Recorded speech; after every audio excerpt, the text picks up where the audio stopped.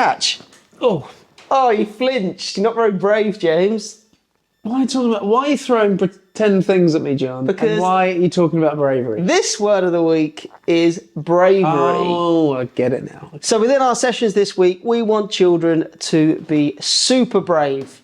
And a really good example of that, and I love it when children do this within my sessions, is sometimes they get tackled, sometimes they fall over, and sometimes it might even hurt.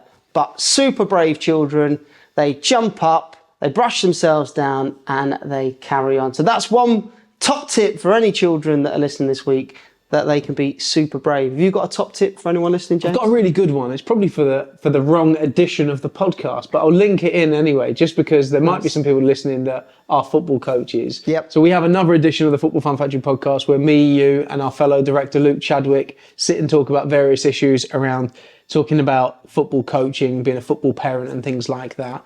And a top tip for any coaches, and one thing that we try to use within our sessions, is asking the question, can you be brave and jump up? Rather than saying, are you okay? Yep. So if you go over to a child that's down on the floor, clutching their knee, they're banging their knee on the floor and say, are you okay? The answer's like, no, I'm not okay. My knee really hurts. Yep. And it's kind of exaggerates the situation, makes them feel worse. Rather than saying that, we then say, can you be brave? The answer to that is yes, I can be brave. And then they suddenly jump up and they're okay. So I think it's then for the children, taking it back into the children, little plug for the other podcast there, or the other edition of the podcast. But for the children, it's then trying to show that level of bravery. Can you be brave? Almost asking yourself that question. Yep. Yeah, I can be brave, actually. Yes, it does hurt, but it's not the end of the world. Like, I can jump up, I can be brave, I can carry on. And that mindset is going to help you then overcome any injuries that you get within the sessions.